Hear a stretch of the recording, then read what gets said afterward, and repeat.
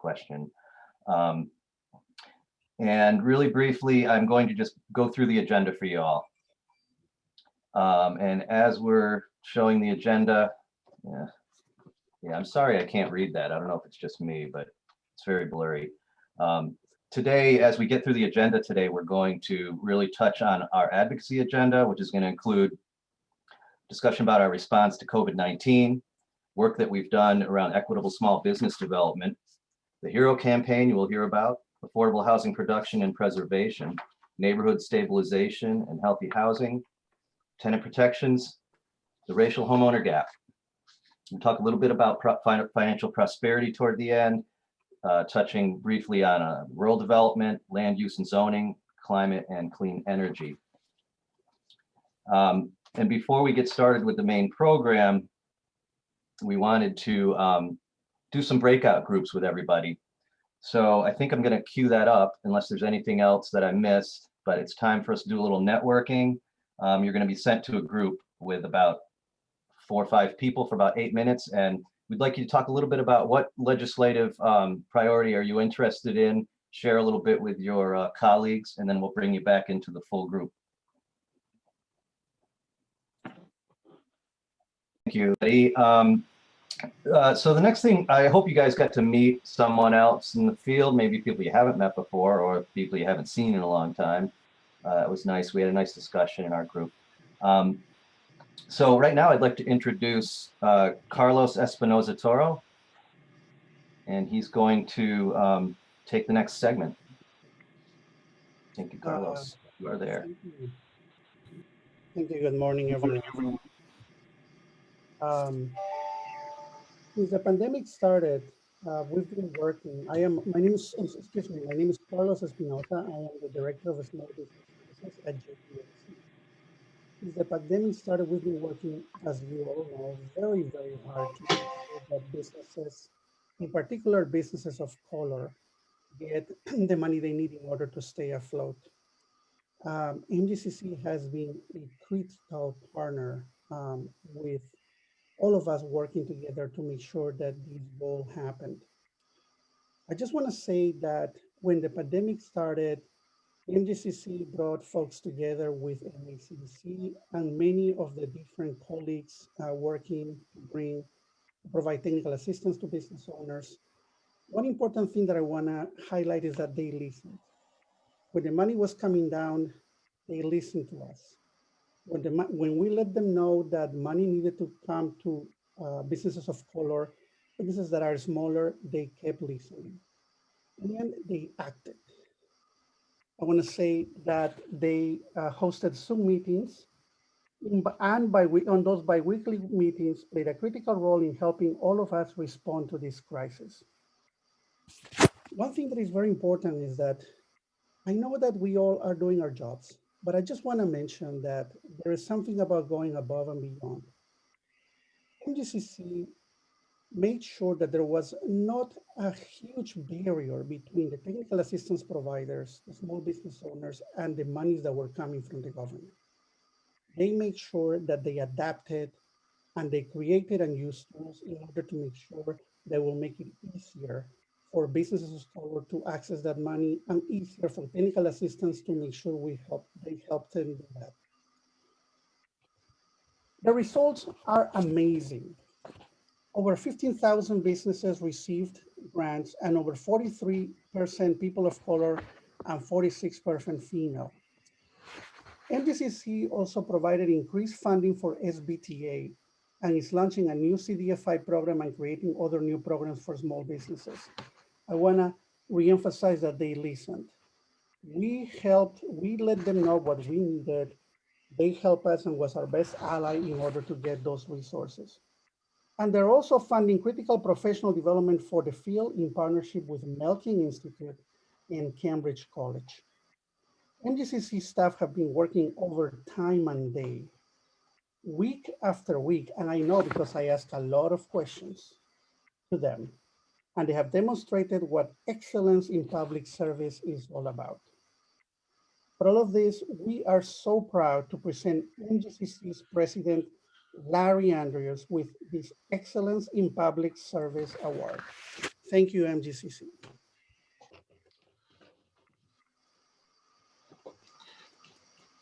Thanks, Carlos. And actually, here it is.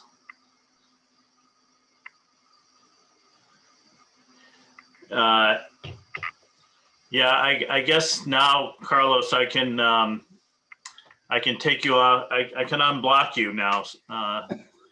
No, seriously.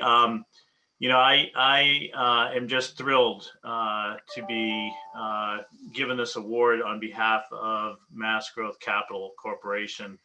And if you would just give me a little time to give you a little bit of what happened, and you know, we knew early on that COVID was going to be something that was going to impact small businesses, and those, especially those that were, you know, typically underrepresented, which is part of what MGCC's mission is. And we started off, obviously, and as Carlos said, we got a group of small business technical assistance providers, many of you who are on this phone, and started talking. And I was so thankful that, you know, it was hard. It was really hard sometimes to listen to actually what was needed, knowing that there was not enough money or resources that really could obviously give to what needed for these small businesses. Yet those conversations developed into what was first $20 million on a loan fund. And then by September, the governor said another $20 million, which then went into $50.8 million. And when those grants were awarded, 95% went to priority categories, and that was women, people of color, disabilities, people who had disabilities, veterans, and LGBTQ. And yet it was somewhat sobering, because I knew that just in the owners of people of color, there was about a 200 million gap as to what was needed in what we had awarded. And you know, again, we were on the phone calls every I think it was every week at that point, and just sort of, you know, on my heart thinking, you know, where's this money going to come from? Because these are people that needed additional money. On December 20th, which was a Sunday night, I got a call from Mark Fuller, the Undersecretary of Economic Affairs, and he said, "What would you do with $1 billion if we gave Mass Growth Capital $1 billion for small businesses?" And right then I knew exactly where at least 200 million was going to go. And I said, you know, I'm going to have to get back to you because at that point we had about 15 people on staff at Mass Growth Capital. But I also knew that is what we needed to do. We needed to get money out to small businesses, given what that need was. And so within literally the next 7 days, we grew the staff of MGCC to over 105 people, and using temporary reviewers in training and getting them online. And we launched the sector-related business program on the 27th of December. And that's sort of where we got now, is we've been able to, and as Carlos said, you know, close to $700 million, of which right now is 95% funded, over 15,000 businesses And obviously that has occurred not only because of MGCC, but really because of our partnership with MACDC, the Small Business Technical Assistance Providers, and literally the one-on-one connections that I have with many of you, and knowing that, you know, sort of where your heart is and where the needs are and what we need to do. So, you know, on behalf of this, I'm accepting this on behalf of Mass Growth Capital, but I really feel like we're all part of this, because this would not have happened with really a group effort that like we've never seen before, with people that are part of this phone call and people that are outside this phone call, but really getting the money into businesses that need it. I would love to say, let's celebrate, we're done. A lot of money's out, you know, let's go. But we still know that there was about 20% that were not eligible for a number of reasons. Some because they shouldn't have had it, but others that because they didn't have their stuff together. They didn't have, you know, a certificate with the Secretary of State, or they didn't file their taxes, or they didn't, you know, they didn't show everything that they earned, and they were not eligible. And it's not because they're bad people, it's because they may not be the best organized business person. And those are the people that truly need it. And so as we continue on, it's great to celebrate, but there's so much more to do. And that's part of what, you know, we continue to, in our breakout group, I said, I can't advocate, but I can strongly suggest that we need more technical assistance money, because as continuing money comes down from the federal government, it's not about the money, it's really about the technical assistance. And we look at the success of this program, it's because of those people on this phone right now that spend hours trying to get through and get people organized and get things done. And so we need, obviously, more technical assistance money from the state in order to give it to many people that are on this phone. And obviously that is such a leverage point for money that will be coming down. So that's I can't advocate, but I feel strongly that that's something that we should all be thinking about. I will say, you know, Joe Kreisberg is a friend. He's on my board, but he's more than just, you know, he has been somebody that I can talk to. I can run things by. I can say, what do you think? And he, you know, I don't know if you know about Joe, but sometimes he'll tell you what he thinks too. And I appreciate that. And so he's been sort of a guiding light to me to make sure that things get to the right place. And I appreciate his friendship. I appreciate his as a director, and I appreciate the work of MACDC. So again, thank you.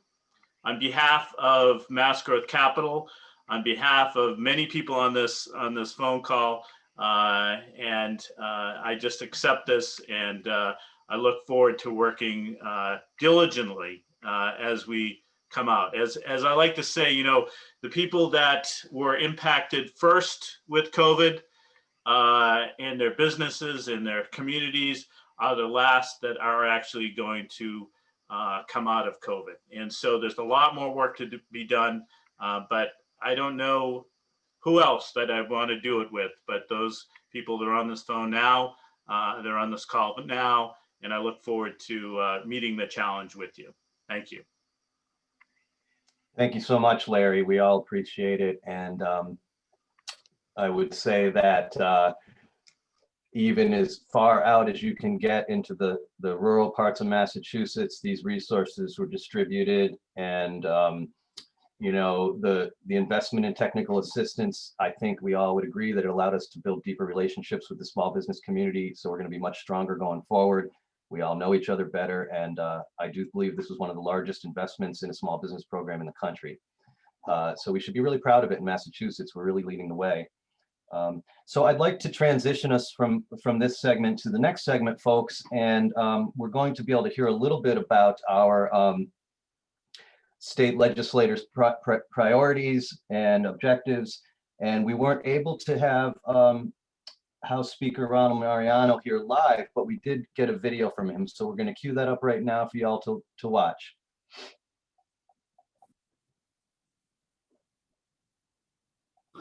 Thank you for that kind introduction.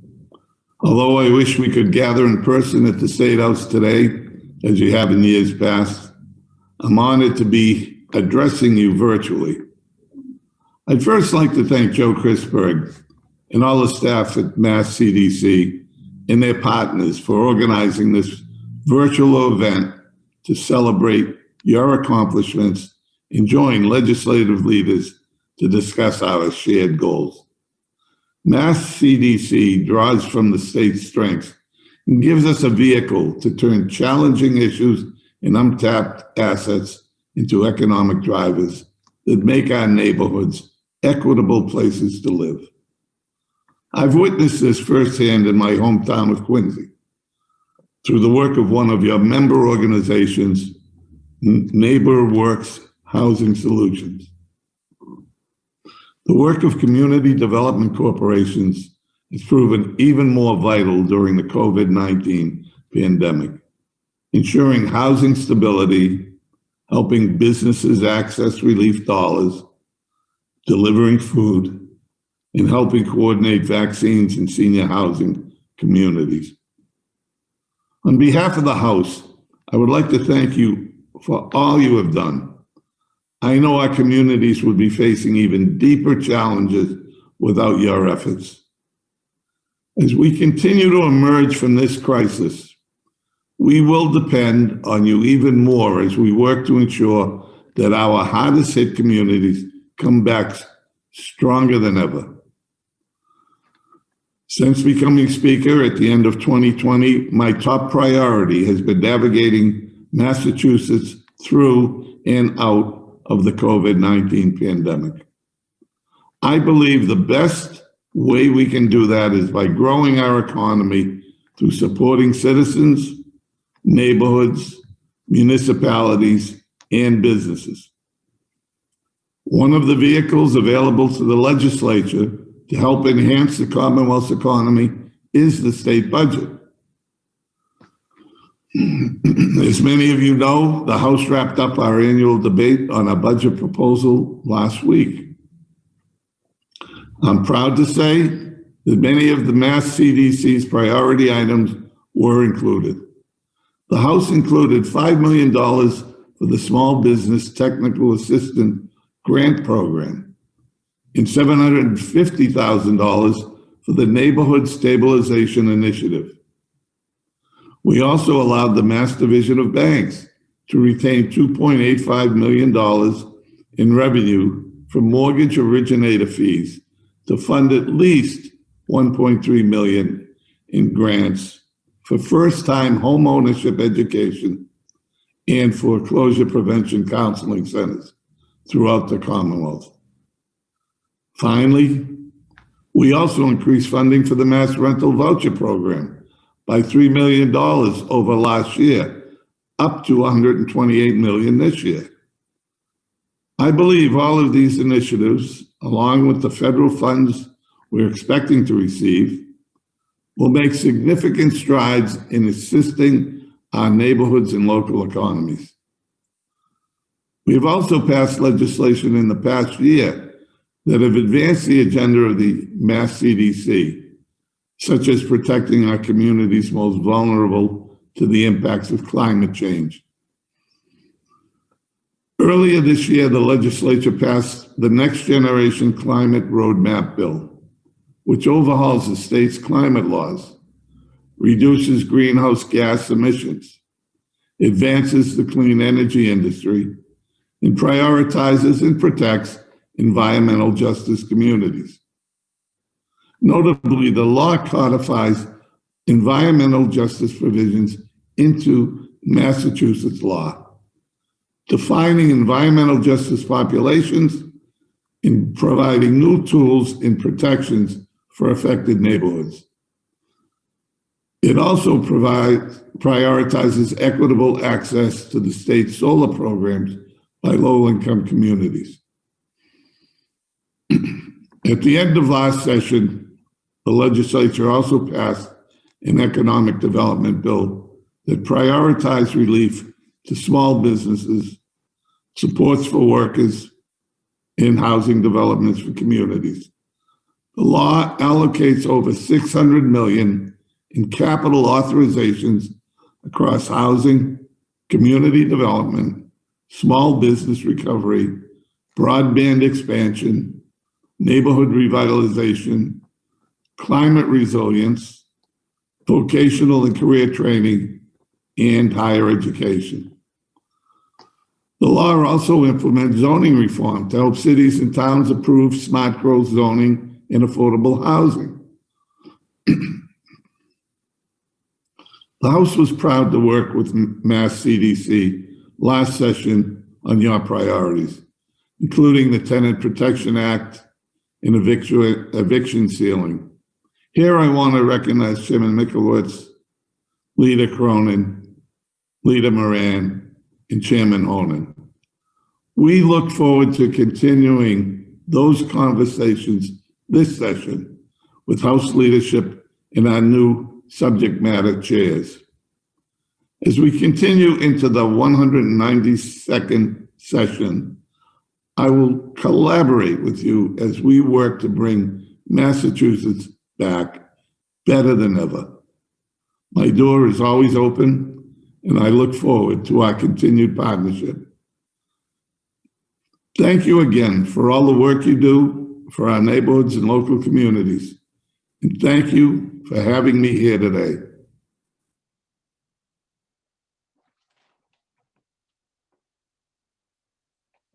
Thank you so much. Now, Juan is going to share our goals for the year with you all.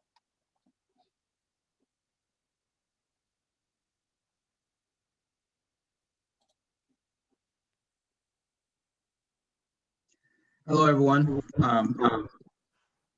It's my honor. Again, my name is Juan Bonilla. I'm the Chief Operating Officer at Lawrence Community Works in Lawrence, Massachusetts.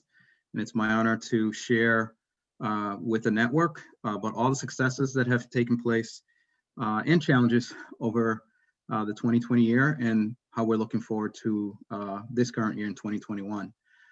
Obviously, 2020 was quite a challenging year, not just for us, but for the entire world.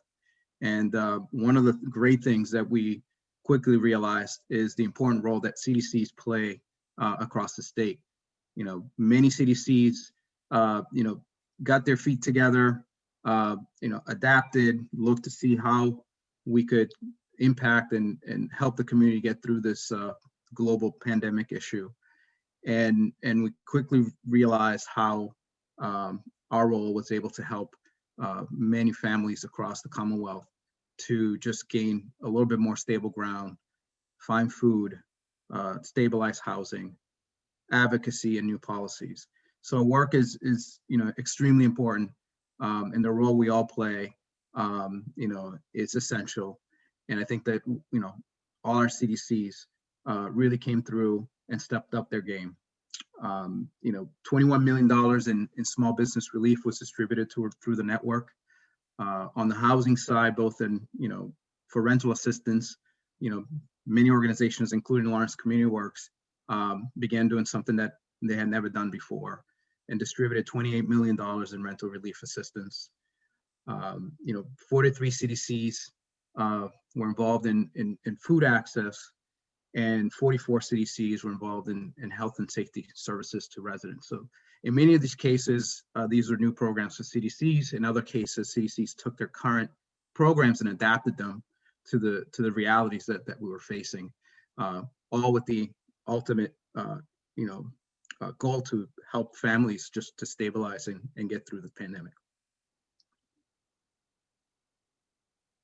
Next slide, please. So in 2021, as you can imagine, many of our projects, were put on hold in 2020. But right now, that means that we have over 1,800 homes in the pipeline that will be, they're either under construction or will be scheduled to be completed in 2021 alone. As mentioned, rental assistance will continue. More resources are coming in, not only from the state, but from the federal government, as well as the Federal Homeowners Assistance Program through the American Rescue Act. We also have additional resources that will be distributed to small businesses. I'll just give a quick example. Our friends, Groundwork Lawrence and Lawrence, Mass. One of the things they did is they took their healthy foods program, partnered with local restaurants, and provided low cost and free meals to families in the city. So that was an example where by partnering, we were able to provide not only health assistance to families, but also to small businesses. And there are other programs that are coming back online. So all the CDCs are kind of getting their feet again on the ground and, reopening. For example, our youth program is already opened. It actually increased our attendance and participation by slowly opening as safely as possible indoors. I think this is one area where, again, many of our communities need sort of that in-person touch.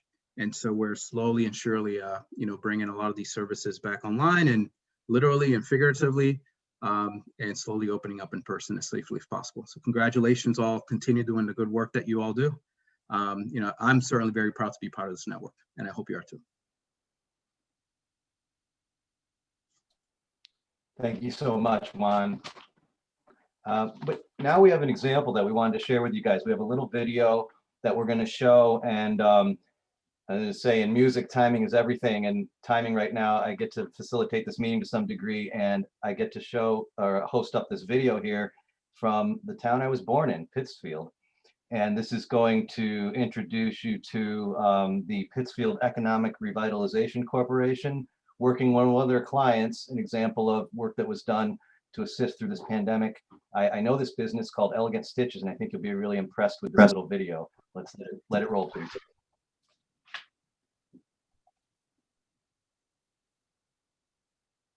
Hi, my name is Arik Enchel. I am the sales manager for Elegant Stitches, my family's custom embroidery and screen printing company located in Pittsfield, Mass.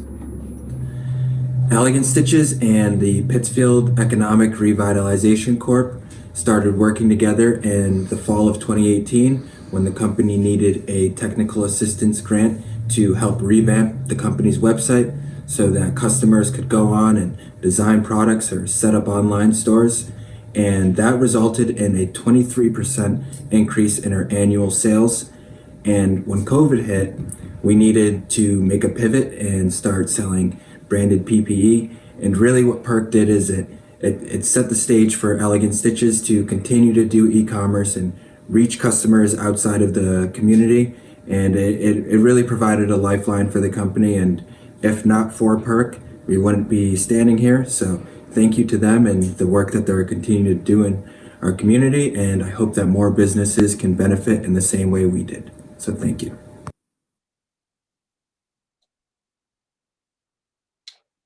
Next, I want to introduce Joe Kreisberg. But Joe, before you go, I just want to say really quickly, as the chair of MACD's board, I've spent a lot of time with Joe this year and through this whole pandemic. And Joe, I just want to say that we all really appreciate your leadership and how much you've done to keep us all focused this year and to help us with all the successes that we're talking about today. So I think it's really important that you hear that. Go ahead, Joe. Thanks, Dave. And thanks everybody for joining us. It's great to see everybody on the screen here. So we just heard about what the small business technical assistance can do for one company in Pittsfield. And what we know is that this program is actually helping thousands of companies all across the state. And it's able to do so by providing funding to 63 CDCs, CDFIs, and community-based organizations all across the state with a deep focus on equity, serving businesses that often get missed by state and federal programs. And this program's been around for 15 years, but it really came to the fore during the pandemic over the last year and really demonstrated the importance of having this network, which has grown since, I guess, it started in 2007. The program at one point was only $750,000, but we've grown it to 2 million, then 3 million, and now 5 million in fiscal year 21. Additionally, the governor and MGCC are about to announce $4 million in federal funds to this program. So that's a total of 9 million for those who are keeping track. And that's why we're requesting $10 million for next year. We really think that to ensure a robust and equitable small business recovery, we need that level of funding. Governor Baker and the House have both proposed 5 million, which would be level funding. We're hoping the Senate, which is taking up the budget later this month, starting tomorrow actually, will give a bigger number. Wherever we land on the state budget, we're also going to push to get more federal funding as it comes down in the coming months. So please really emphasize this with your senators right now. We really need the increased funding. So that's what the Small Business Technical Assistance Program is all about. And I think we are now going to hear from Angie to introduce another short video. Thank you, Joe. So I am Angie Liu, and I'm the Executive Director of the Asian CDC. We are based in Boston's Chinatown, but we also do work in Quincy and Malden. So as Joe said, you're going to see another video that showcases Asian CDC's work. And this video features one of our Chinatown residents, Manhua. So Manhua and her family are recent immigrants from China, and having limited English proficiency certainly made finding affordable housing in Chinatown a really big challenge for them. And thanks to the fact that she and her family have been living in one of the affordable housing developments that ACDC developed some years ago, despite the fact that both she and her husband lost their jobs last year because of the pandemic, they were able to stay in their housing and not have to deal with threat of eviction. ACDC staff was able to help them access a raft rental assistance program so that they have been able to stay in their home throughout the pandemic. So please go ahead with the video.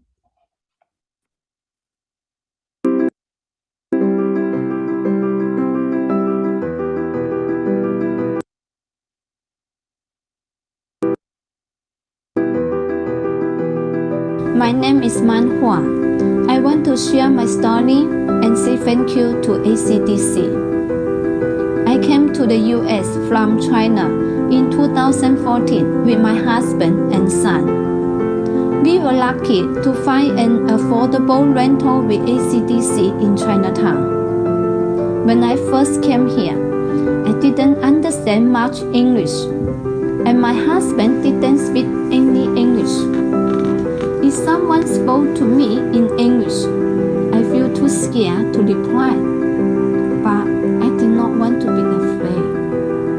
I started to volunteer at the YMCA and took English class in Chinatown to improve my English. Soon after, I went to Urban College to get my degree in early childhood education. After I studied, I learned I was pregnant with my second child, my daughter. I decided to stay in school. After getting my degree, I started working at the YMCA as a daycare teacher. I feel like my life and my family's life was improving. But that all changed last year with the pandemic. The pandemic made me really worry about my family's health and safety. I didn't feel safe going outside. Like many other childcare workers, I was laid off in April 2020. My husband's salon had to close too, so we both lost our jobs. We have 2 kids to raise and no income. It was really difficult time for us. I learned about the rent support program from a sign posted in my building. And I know Mei Liu, who works at ACDC. She is so nice. She always sends helpful information to residents. My friend actually told me that may have helped her apply for rental support. During 2020, ACDC has delayed rent payment through December to help residents. So I did not need rent support until this year. I called May in January for rental assistance. She checked all of my documents and helped me apply online. May always kept me updated to let me know the status of my application. May was always responsive and took good care of me. With May Health, I was approved in rent support this March. Hearing this great news was a great surprise for my family. I feel we are so lucky.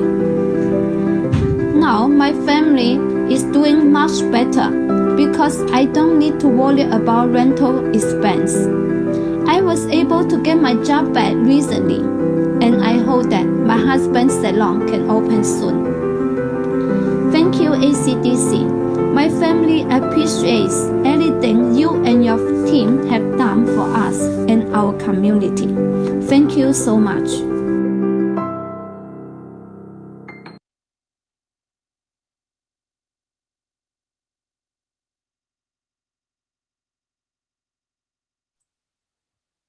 Thank you, Angie and May. That was terrific.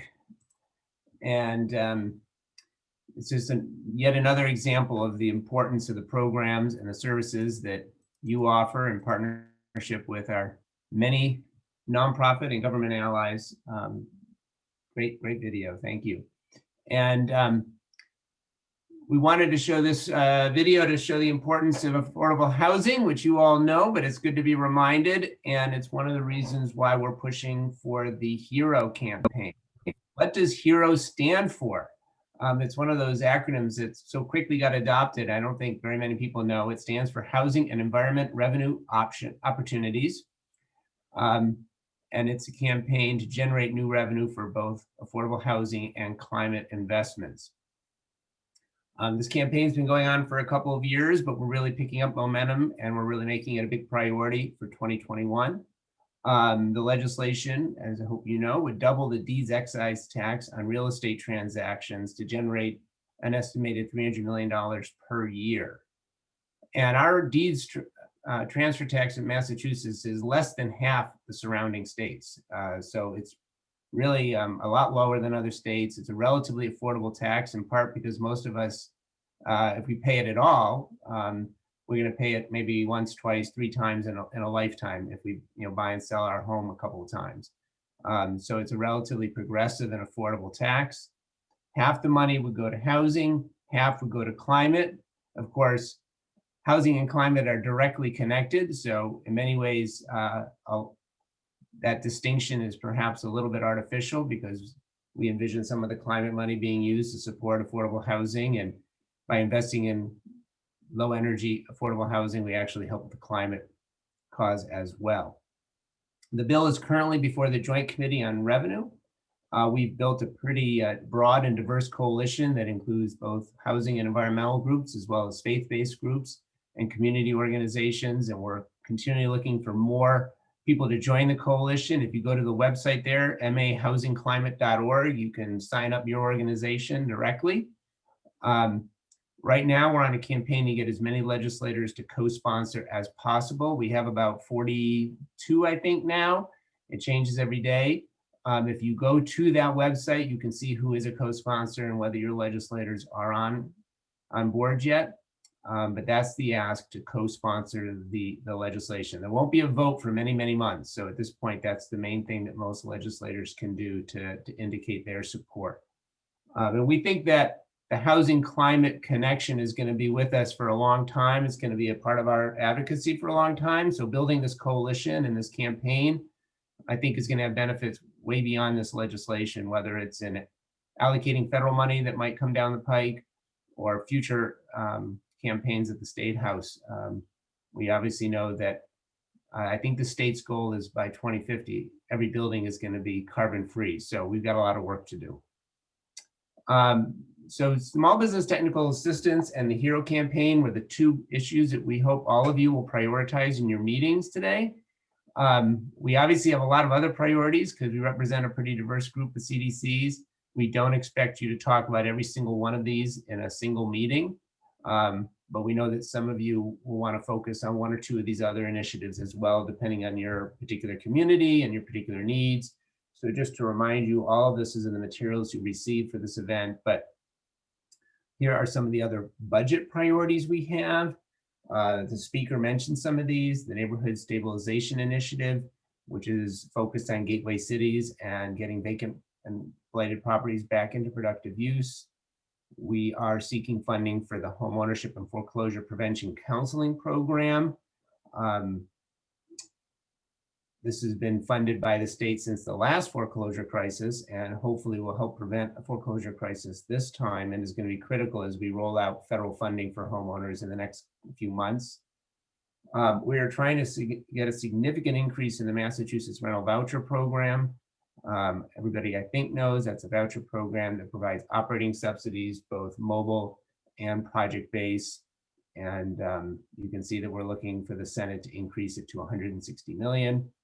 And finally, as you talk to your legislators, it's important to get on their radar screen regarding the federal money that the state received a few months ago as part of the federal COVID recovery bill. There are significant dollars that are to be allocated probably starting in July. And we're going to be pushing to get money for small business, as well as for housing and some of the other priorities that we have as an organization. So you want to get on their radar screen about that. And then on the legislative side, just to remind people that the budget priorities are more urgent because the budget's going to be adopted between now and June 30th. The legislative priorities tend to operate on a slower timeline. The legislature operates on a 2-year calendar. So all of these legislative priorities are sort of on the table through July 2022. Although they certainly can act sooner, they often don't. But these are the 4 other bills in addition to HERO that we are prioritizing. They're not the only bills we support, but we didn't want to put 20 bills in front of you today. The first one, inclusive entrepreneurship and economic justice, is really focused on reorienting the state's economic development infrastructure and strategy around equity and putting equity at the core of that strategy. And it's got a bunch of different provisions you can read about in our fact sheet, but it's really trying to accelerate what MGCC has been doing and broaden that across all of the state's economic development strategy. Second priority, the speaker mentioned this, the Tenant Opportunity to Purchase Act actually was passed last year and vetoed by the governor. So we think this has a good chance of getting through the legislature again. And it would allow tenants the opportunity to purchase at market rate the building in which they live if the owner puts it on the market, and they can partner with a CDC or nonprofit to do so. The third bill would strengthen the MRVP program. The key provision here is to ensure that tenants pay no more than 30% of their income toward rent, because under MRVP, sometimes tenants pay as much as 40%.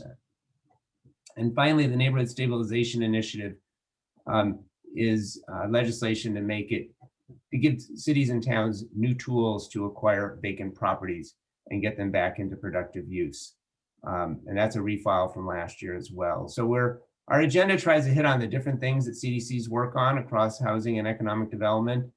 We also work in coalition with others on a wide range of issues. So as you meet with legislators, I would encourage you to pick, maybe talk about HERO, talk about small business, and then pick 1 or 2 other things that are important to your organization and your community.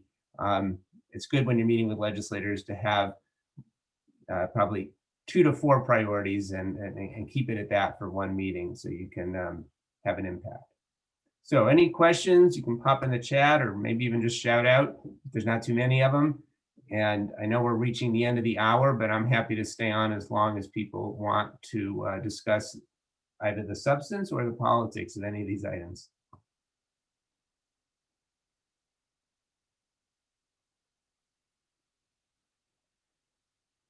Maybe you guys know all this because you've heard it all before from our member briefing a few weeks ago. Anything in the chat here?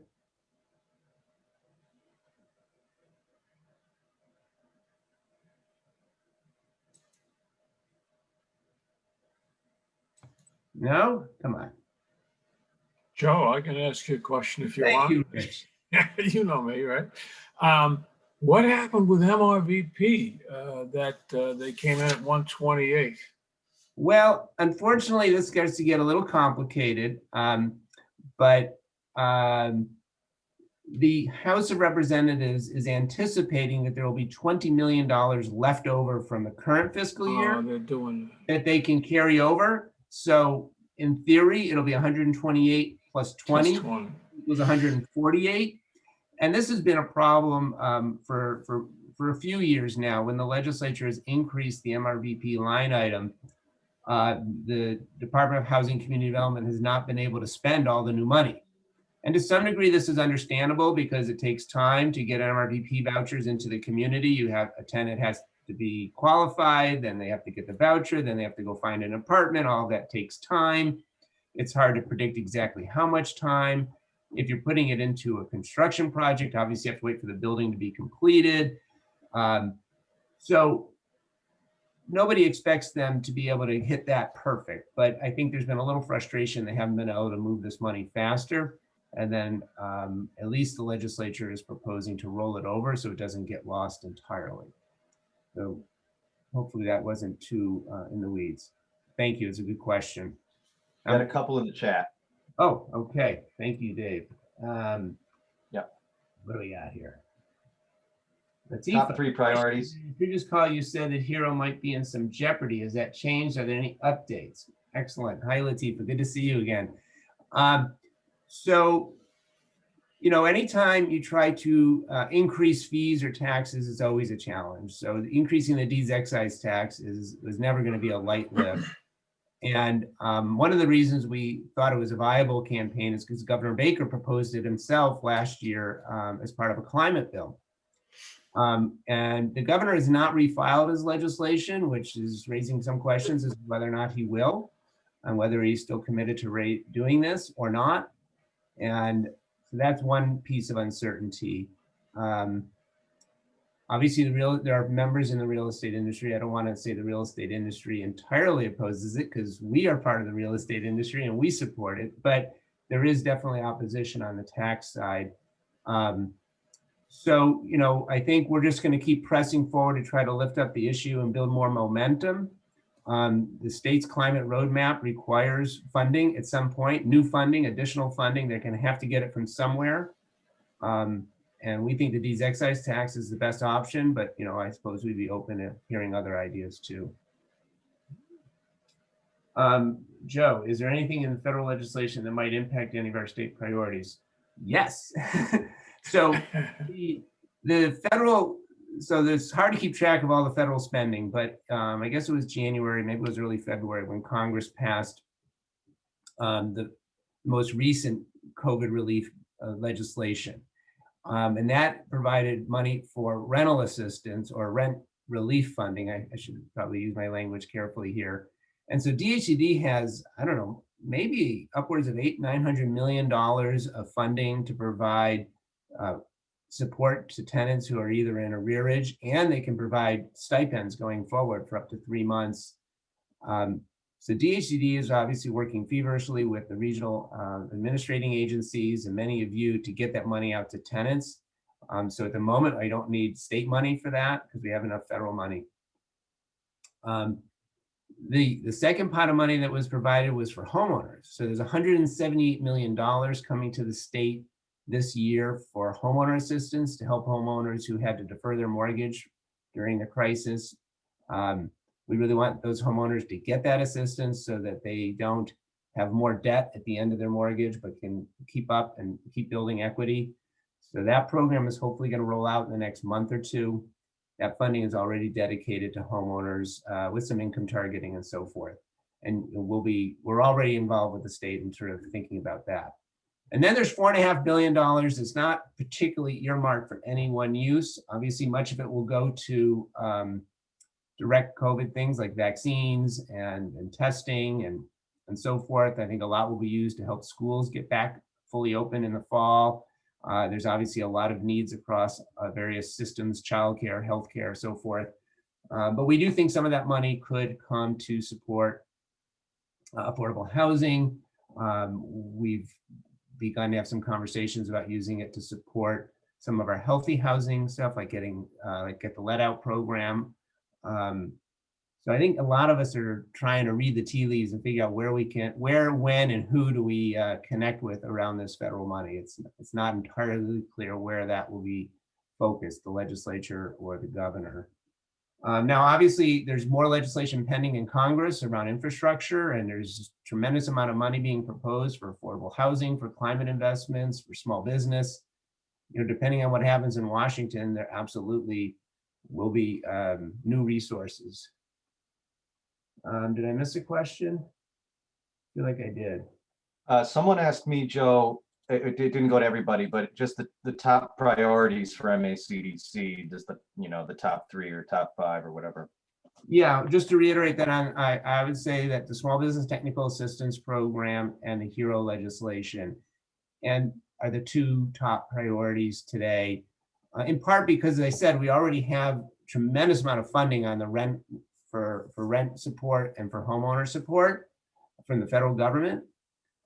So those would be the 2 that I would emphasize. And then again, depending a little bit on your community, you might want to emphasize MRVP or neighborhood stabilization, or if you're one of the grantees for the homeownership counseling, you might want to mention that. So we'll leave that one up to you. The Small Business Technical Assistance Program is not a bill, it's a budget item. And the line item number, which I should know by heart, but I don't want to take a chance here, is 7002-0040. And every budget item has a line item number associated with it. And that is definitely a good thing to tell legislators so they know what you're talking about. And they're always on our fact sheets. Joe, could you remind people of the legislative calendar? Say again? Could you just remind people of the legislative calendar, kind of when things are going to be happening in terms of our advocacy? Yeah. So, well, today what's happening is you all are going to talk to your legislators, and I see that Lawrence already has, and their state rep already tweeted about it. So go, Lawrence. And I know Springfield NHS mentioned in our small breakout, they met with their legislators a couple of weeks ago. So thank you to all who have already done so. The Senate Ways and Means Committee, is releasing its proposed budget tomorrow. Then there will be a few days for senators to propose amendments. And we already know that Senator Nick Collins, the chair of the Small Business Committee, will file an amendment for the Small Business Technical Assistance Program if need be. And then we will be rallying support in the coming days for his amendment. Obviously, if we get $10 million tomorrow, we won't do an amendment. And the full Senate will debate the budget the week of May 24th. Then during the month of June, the House and the Senate will negotiate the differences in their budget, hopefully presenting Governor Baker with a budget to sign by June 30th. He can then veto items, then there can be overrides. That usually slides into July. But as you know, the fiscal year begins July 1st, so they have to have something in place for July 1st.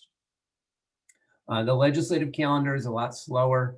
We would expect committees to start holding hearings on some of our legislative items this summer and into the fall. All hearings right now are remote. I believe that in most cases, Doug and Eldon, our lobbyists, can correct me if I'm wrong here, but I believe to testify directly to legislators, you have to be invited now under the current online format, but anybody can submit written testimony. And we'll certainly let people know as those hearings get scheduled in the summer and in the fall. I don't imagine any of our legislative items are likely to be voted on before the fall and possibly even into next year.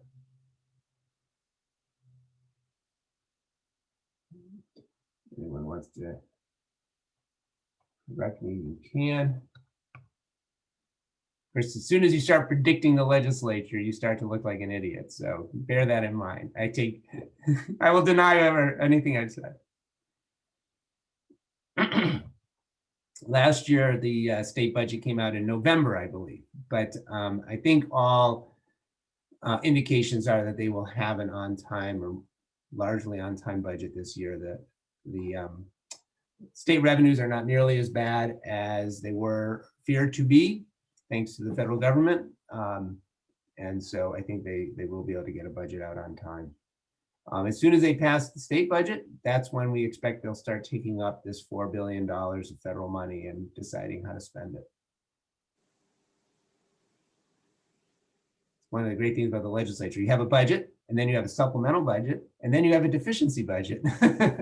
So there's lots of bites at the apple.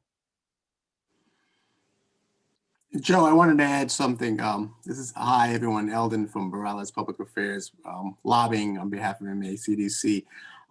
So I had a good conversation with Senator Nick Collins. And in my conversation, he said, not only will I file the amendment, but I will work hard to see that it gets passed through and gets as close as possible to the amount that we need. And we're going to push to that 10 million. So he knows the urgency of it, and I think it's great that not only is he the chair of small business, but he has his relationships there in the leadership, and he knows that this is a huge priority for Massachusetts, but also in his district. And I know, so that's an assurance that I got from him, and so I look forward to continue working with everyone here to just press all the legislators. But most especially, I think we have someone on our side in Senator Nick Collins, and so that's a good thing. Great, thank you, Eldon, and it's been great having Eldon and Doug on the team this year. Not quite in the State House, but engaging with the State House. One of the things that I think all of us have struggled with is how to reach legislators now, because we used to just go and see them or run into them at the Little League or the supermarket. And obviously that happens less and less. Well, hopefully that'll happen more and more this summer, as I think start to see a lot more events. I know some of the CDCs are now scheduling outdoor events, and I hope you invite your legislators to those. But we still can't get into the State House, and there's no indication as to when the State House will reopen. In theory, if the governor really eliminates the health emergency in August, as it sounds like he will, then in theory the State House should open, but we don't know for sure. Obviously, email is one way to reach your legislator. If you have their cell phone, use their cell phone. If you have neither, or everybody has their email, but if that's not working, I would suggest Twitter and Facebook and direct message them on Twitter and Facebook. I've done that many times. It almost always works. They are on Facebook and Twitter all the time, or their staff are. So there is a way to reach these guys and gals, even if you don't have their cell phone. Well, we're 10 past the hour. I want to respect everyone's time. Again, I'm here as long as you want me here, but if people need to get on to their legislative meetings or other business, we thank you for coming. Hold on a second, Joe. We got a few more next steps to go. Oh. Sorry, Pam. The floor is yours. Thank you. Yeah, I just want to reiterate how important it is. I think you heard from everyone how important it is to meet with your legislators. I put a link up on the chat so that you can let us know. It's a form we're asking you to fill out after your meeting. So please report back from us. And I also want you to know that we are asking you to set up meetings, but we're also setting up meetings. Later on this week, the MACDC board is meeting with the governor, and all MACDC members are invited to a meeting we've set up with the Executive Office of Housing and Economic Development and Mass Development, as well as one with the Department of Housing and Community Development. So we're setting up those meetings too. Joe will stay on Zoom after this meeting. If you still have questions about our policy agenda, I feel like, oh, we must have done our job well since folks didn't have a lot of questions. And now we're going to create a word cloud for MACDC's Lobby Day. So if Nadine can put that up, I think Nadine put up the link or the text number for the word cloud. And the question we want you to answer is, we use one word to describe what you will do to help us win our agenda.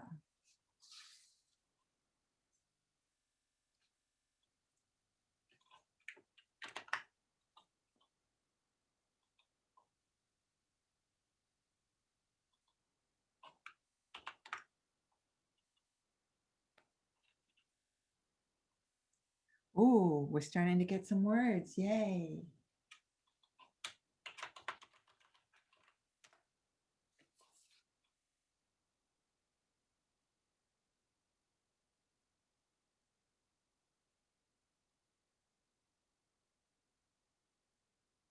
Share, that's a good one.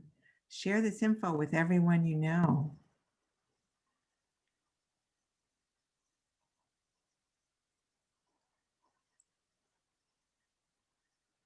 Collaborate. I wanted to highlight the wonderful collaboration between all of the MACDC's members in Lawrence for organizing a meeting with their legislators. I think there were like 4 or 5 organizations in that meeting. Stories, tell your stories. We heard some great stories today.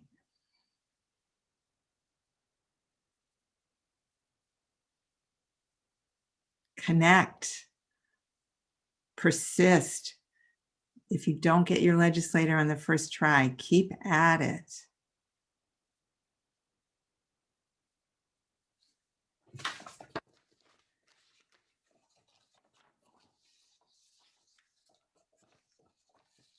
These are great, folks. These are great.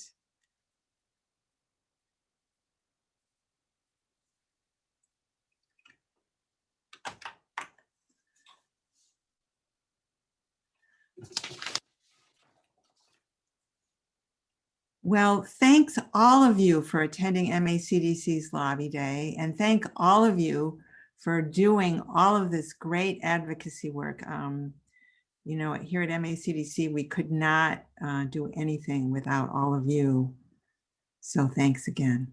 And as I said, Joe will stay on to answer more questions. Thanks for coming, everyone.